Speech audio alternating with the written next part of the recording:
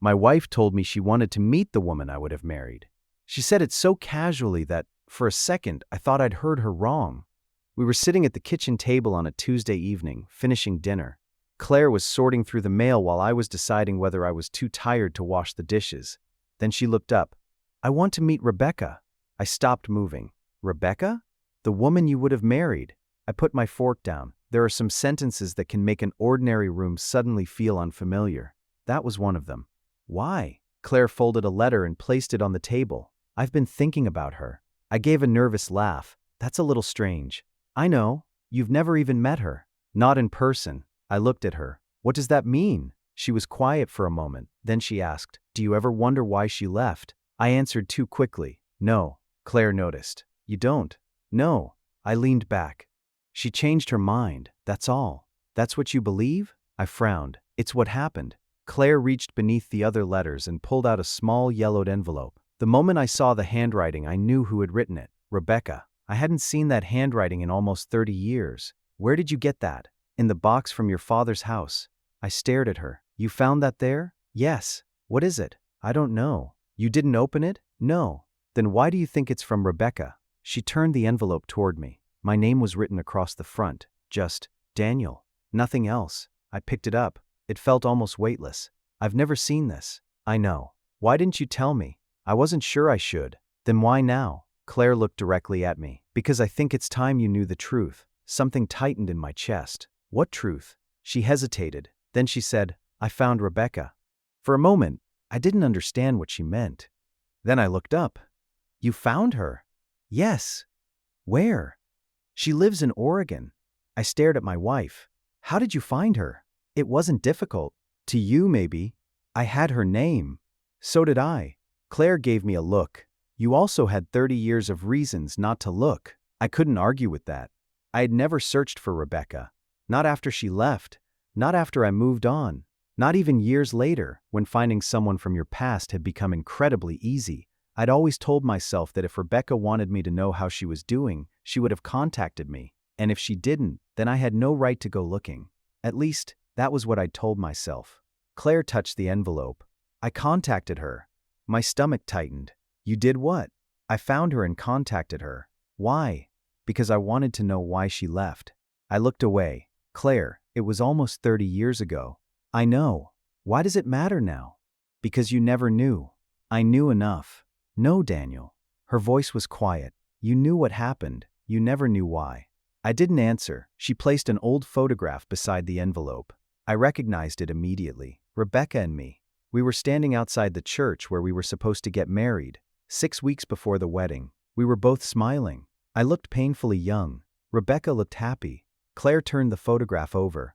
On the back was a sentence I had never seen before. 6 weeks before everything changed. I stared at it. "I don't remember that." "I know." I looked at the photograph again, and suddenly I remembered something. That afternoon, Rebecca had looked at me and asked, "Are you sure this is what you want?" I'd laughed. Of course. At the time, I thought she was asking about the wedding. Now I wasn't so sure. Claire watched my face. "You remember something?" "Maybe." "What?" "I don't know yet." She nodded. Then she said, "Rebecca agreed to meet us." I looked at her. "Us?" "You and me." "Why would she agree?" "I don't know." I picked up the envelope again. "Did you tell her about this?" "Yes." "What did she say?" Claire was quiet. Then she looked at me. "She asked if you were coming." I stared at Rebecca's handwriting. For the first time in almost 30 years, the story I'd always told myself began to feel incomplete. I'd spent all those years believing Rebecca had simply changed her mind. But maybe that wasn't the truth. Maybe I had never understood what happened at all. And now, for the first time, I was going to have to hear it from the woman who had walked away. The strange thing was that I wasn't angry with Claire. I was scared. That night, after she went upstairs, I stayed at the kitchen table with the envelope in front of me. I could have opened it. I wanted to. But some things from your past feel safer when they remain unfinished. As long as I didn't know why Rebecca left, I could keep believing the simple version. She changed her mind. People fall out of love. It happens. It wasn't my fault. It wasn't hers. It was just one of those things. But now Claire had found her. And Rebecca had agreed to meet us. The next morning, Claire was already making coffee when I came downstairs. "You're going?" I looked at her. "To meet Rebecca?" Yes, I nodded. I think I have to. Claire smiled faintly. I thought you might say no. So did I. She poured me a cup. Are you afraid? Of Rebecca? No. She looked at me. Of what she might tell you. I didn't answer. That was exactly what frightened me. I had spent almost 30 years believing I knew the story. What if I didn't? What if she had tried to explain? What if I had been too hurt to listen? The meeting was set for Saturday afternoon at a cafe near the river. The drive there took almost an hour. For most of it, Claire and I barely spoke. Eventually, she asked, "Do you remember the weeks before she left?" "Yes." "What do you remember?" I thought about it. "I was angry with my father." Claire nodded. That was true. My father had always wanted to control my life. He had opinions about my job, my money, where I lived, even the kind of person I should become. At 29, I'd finally decided I was done listening. A few weeks before my wedding, he called me and told me he wanted me to stay and work in the family business.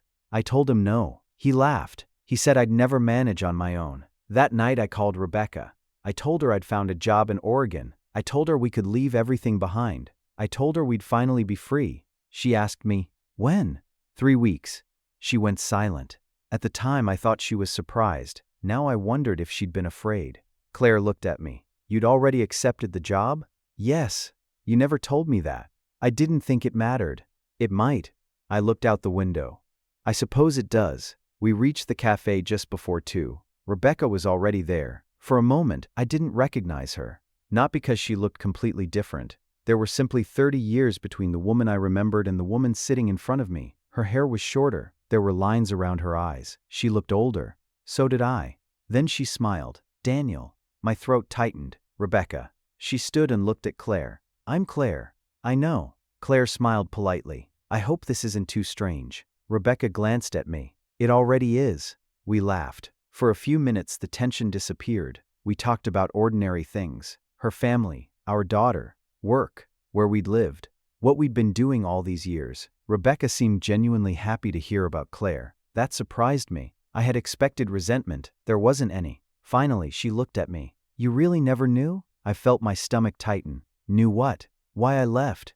I shook my head. "I thought you changed your mind." Rebecca stared at me. Then she gave me a sad smile. "I was afraid you really believed that." "Then tell me." She took a breath. "I will." She looked down at her hands. "But first, you need to remember something." "What?" "The 6 weeks before our wedding." I waited. Rebecca looked directly into my eyes. "You weren't planning a wedding, Daniel." She paused. "You were planning an escape." I felt my chest tighten. "What does that mean?" "You remember your father?" "Yes." "You remember the job in Oregon?" "Yes." "The apartment you found?" I nodded. "The moving date?" "Yes." Rebecca leaned back. "You remember all of that?" "I do. But do you remember asking me what I wanted?" I opened my mouth, then stopped. Because I already knew the answer. I hadn't. Not once. I had told Rebecca where we were going, when we were leaving, where we would live. I had convinced myself I was building our future. But sitting there 30 years later, I suddenly saw it differently. I hadn't been asking her to build a life with me. I'd been asking her to follow me out of the life I hated. Rebecca looked at Claire. "He loved me." Claire nodded. "I believe you." I looked at Rebecca. "I really did." "I know." She paused. "That was never the problem." I stared at her. "Then what was?" Rebecca took a breath. "You were so desperate to escape your father that you didn't realize how much he was still controlling your decisions." I frowned. "What does that have to do with us?" "Everything." She looked at me. "You kept saying, once we're there, everything will be better." I remembered saying exactly that. Rebecca continued. "But you never asked what I wanted our life to look like once we got there." I looked down. "I thought we wanted the same things." "We wanted some of the same things. And the rest?" She looked at me. "I wanted a husband who would ask me before deciding our future." I couldn't argue with that. Then Rebecca said the words that made me understand why she had never been able to stay. "You weren't asking me to choose a life with you." She paused. "You had already chosen it for both of us." Rebecca's words stayed with me. "You had already chosen it for both of us." I looked down at the table. "I thought I was doing what was best." "I know. That was the whole point." "I know. Then why didn't you tell me?" "I tried." "When?" "The night before I left." I frowned. "I don't remember." "You don't remember because we argued." I remembered the argument. For almost 30 years, I'd remembered it as the night Rebecca told me she wasn't sure she wanted to marry me. Now I was beginning to remember more. She had been crying. There had been a suitcase beside the door, and I had been angry. Rebecca continued. I told you I was scared. You said you were confused. I was.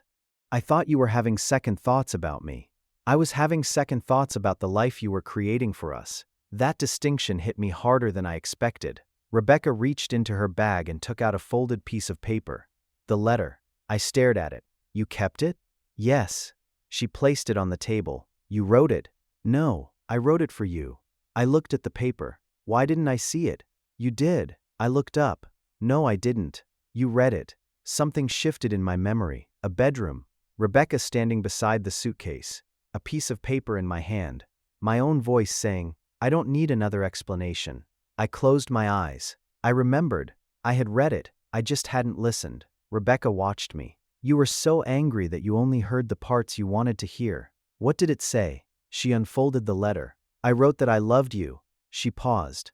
I wrote that I wasn't afraid of Oregon. I was afraid of becoming someone who had no say in her own marriage. I looked at Claire. She was listening quietly. Rebecca continued. You were so focused on getting away from your father that you didn't see what was happening to me. I swallowed. I never wanted to control you. I know. Then why didn't you stay? Rebecca looked at me. Because intentions aren't always enough. That sentence stayed with me. She continued. You weren't cruel, Daniel. You weren't trying to hurt me. You were scared. You wanted to prove that your father couldn't control your life. She looked directly at me. And without realizing it, you started controlling mine. I couldn't argue, because suddenly I saw the pattern. My father had told me what my life should be. I had spent years promising myself I would never become him. But when I was terrified, I had started doing something similar. I simply called it protecting the people I loved. Claire shifted beside me. I looked at her, and suddenly I remembered all the times I'd done it to her. Choosing a house because I thought it was better. Making plans before asking what she wanted. Trying to solve her problems when she only wanted me to listen. Small things, nothing cruel, but enough to make me wonder how often I'd confused helping with deciding. Rebecca noticed my expression. You're thinking about Claire. I nodded. She smiled sadly. She'll tell you when you're wrong. Claire laughed quietly. Sometimes. Rebecca smiled. That's good. I looked at Rebecca. Did you ever hate me? She shook her head. No, not even after. I was angry, but not hate. No. She looked at me. I loved you. I swallowed. That makes it harder. I know. She folded the letter. I didn't leave because I stopped loving you. Then why leave without giving me another chance? Because I was 29. She looked down. I was scared too. I thought if I stayed, I'd spend years trying to convince you that my opinion mattered. She paused. And I didn't want our marriage to become a fight over who got to decide. I looked at the letter. I wish I'd understood. So do I. For a moment, nobody spoke. Then Claire asked, Did you ever wonder about him? Rebecca smiled. For years. Whether he was happy? Whether he had learned? I looked at her. Did I? She looked at Claire, then back at me. Yes. How do you know? Rebecca hesitated. I saw you once. When? Years ago. Where? You were with Claire. I frowned. I didn't see you. I know. She smiled. You were carrying grocery bags. Claire laughed. That sounds like him. Rebecca nodded. You were arguing about something. We still do that, Claire said. Rebecca smiled. And then you started laughing. She looked at me. I knew you were okay. I didn't know what to say.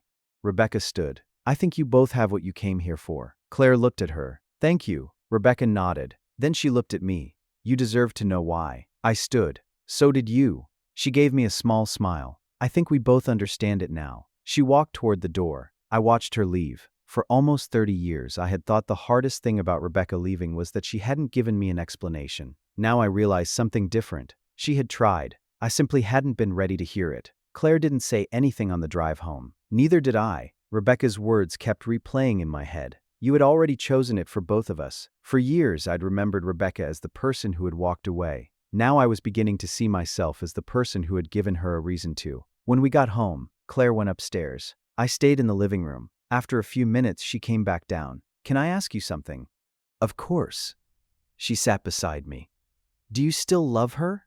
I looked at her. No. She nodded. I don't mean romantically. I thought about it. I'll always care about what happened to her. That makes sense. But I don't want another life. Claire looked at me. Not even sometimes? I was quiet. Sometimes I wonder what would have happened if things had been different. Her expression changed. I reached for her hand. But that's not the same as wanting that life. She looked down. Then what are you afraid of? I didn't understand. Me? No. She took a breath. I've spent years wondering if I was your second choice. That hurt more than I expected. Claire, I know it sounds stupid. It doesn't. I knew you had loved someone before me. I never hid that. I know. She looked at me, but I never knew what happened. She paused. So I filled in the blanks. With what? That she was the woman you really wanted. I shook my head. She wasn't. But you were supposed to marry her. Yes. And then she left. Yes. And then you met me. Yes. Claire looked away. Sometimes I wondered whether you would have chosen me if she hadn't. I couldn't give her a fake answer. I couldn't say I knew what would have happened in a life that never existed. So I told her the truth. I don't know. She looked at me. That hurts. I know. But I know something else. What? I know why I chose you. She waited. When I was with Rebecca, I was trying to escape. From your father? Yes. But when I met you, I wasn't running anymore. She looked at me. You were the first person I built something with instead of running towards something. Claire's eyes filled with tears. I wish you'd said that years ago. So do I. She laughed softly. I probably would have believed you. I know. We sat quietly. Then Claire asked, do you think Rebecca was right about you? About what? That you were becoming like your father. I looked down. I don't think I was like him. But I was afraid of becoming him. She nodded. And sometimes that fear made me behave in ways I didn't recognize. That's what I thought. I looked at her. You did? Of course. She smiled. You've spent 27 years trying to prove you aren't your father. I laughed. That obvious? To me. She squeezed my hand. But you changed. Rebecca noticed too. Yes. That was the part I hadn't expected. Rebecca hadn't looked at me like the man she lost. She had looked at me like someone who had finally grown into himself. And somehow, that felt like the real closure I'd been missing.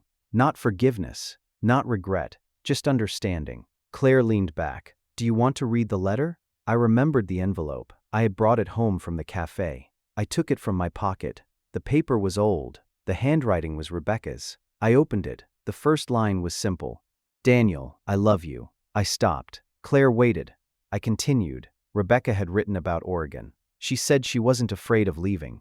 She was afraid that our entire future had already been decided without her. Near the end, there was one sentence that made me close my eyes. I don't want to spend my marriage following a plan I was never asked to help create. I looked at Claire. She didn't say anything. I kept reading. The final lines were shorter. I hope one day you understand that leaving isn't the same as not loving you. Sometimes leaving is the only way to stop two people from becoming people they don't want to be. I folded the letter. For 30 years I'd remembered only one thing. She left. Now I finally understood everything around it. Claire reached for my hand. You okay? Yeah. What are you thinking? That I wish I'd listened. She smiled sadly. Maybe you weren't ready. No. I looked at her. Neither were you. She raised an eyebrow. Me? To understand me. She smiled. That took a while. 27 years. Exactly. We laughed. Then she became serious again. I don't want you to erase Rebecca. I won't. Good. She was part of my life. Claire nodded. And I'm part of the life you chose. I looked at her. You're more than that. She smiled. How much more? I squeezed her hand. You're the life I stayed for. The next morning I woke up earlier than usual. For a few seconds I didn't remember the conversation at the cafe. Then I saw Claire beside me and everything came back. Rebecca, the letter, my father, the life I had almost built. I went downstairs and made coffee. Claire joined me a few minutes later. You're thinking about yesterday. Yes. Rebecca? Not exactly. I looked out the window. I'm thinking about my father. She sat across from me. What about him? I spent half my life trying not to become him. She waited. I think I confused being independent with being in control. Claire nodded. You did sometimes. I smiled. You don't have to agree that quickly. I've had 27 years to observe you. We both laughed. Then she became serious. You weren't like your father. I know. But sometimes you made decisions for people because you thought you were helping them. I nodded. That's what I'm realizing. She reminded me of small things I'd forgotten. The house we'd bought. Decisions we'd made about our daughter. Times I'd tried to solve problems before asking what she actually wanted. None of those moments had seemed important by themselves, but together, they showed me something. Rebecca had seen the beginning of that flaw when we were 29. Claire had watched me slowly learn to change it, and that was the difference. Rebecca had left before I was ready. Claire had stayed long enough to see whether I could become better. I looked at her. "Did you ever think about leaving?" She was quiet. "Yes." The answer surprised me. "When?" "More than once." I swallowed. "Why didn't you?" She smiled. "Because you listened. Eventually. Sometimes very eventually." We laughed. "But you listened." That meant more to me than I could explain. Later that afternoon, I took the old box from the shelf. Claire watched me open it. Inside were the wedding invitation, old photographs, and the letter from Rebecca. I picked up the photograph of Rebecca and me. For years I'd looked at it and seen the future I'd lost. Now I saw something different. Two young people who loved each other. Two people who weren't ready. Two people who wanted different things from the same future. I put the photograph down. Claire looked at me. "Does it hurt?" "No." "Really?" I shook my head. "It feels like looking at someone else's life." She smiled. "Do you want to keep it?" "Yes." "Why?" "Because I don't need to erase my past to appreciate my present." Claire nodded. "And you don't need to be afraid of it anymore." "No." She took my hand. "I think I finally understand." That evening my phone buzzed. Rebecca. For a moment I simply looked at her name. Then I opened the message. "I'm glad you came." A second message followed. "I hope you understand now." I typed, "I do.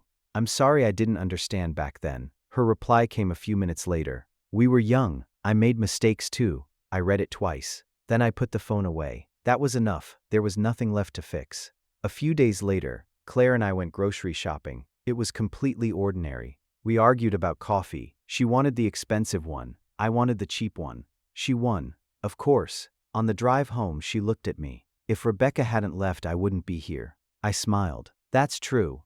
And if she had stayed, you might have been happy." "I might have." She looked at me. "That doesn't bother you?" "No." "Why?" "Because I don't need every possible life to have been terrible just to appreciate this one." She was quiet. I continued.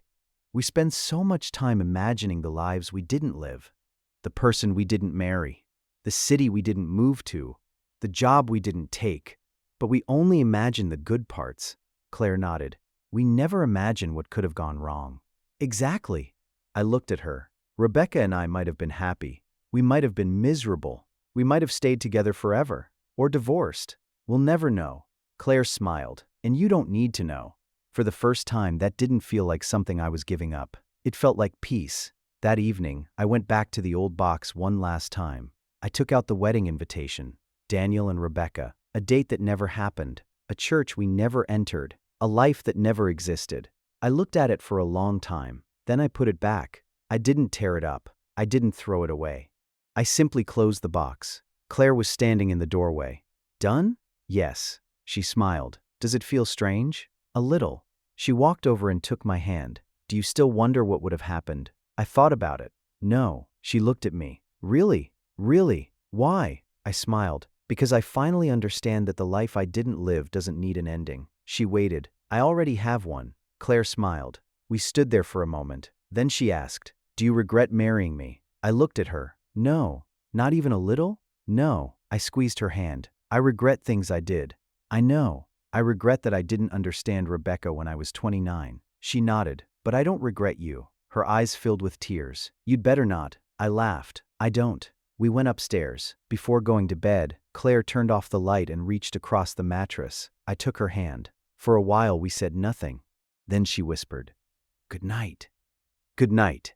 I closed my eyes. And for the first time in almost 30 years, I wasn't thinking about the woman I almost married. I wasn't wondering whether Rebecca and I might have been happy. I wasn't imagining another house, another city, another family. I wasn't trying to solve a life that had never happened. I was thinking about the woman beside me, the woman who had stayed, the woman who had challenged me, the woman who had seen the parts of me I hadn't wanted to see, the woman who had given me 27 years of ordinary mornings, difficult conversations, stupid arguments, laughter, forgiveness, and love. Claire, my wife. Rebecca had been the woman I would have married. Claire was the woman I married. But more importantly, she was the woman I continued to choose. Because I finally understood something.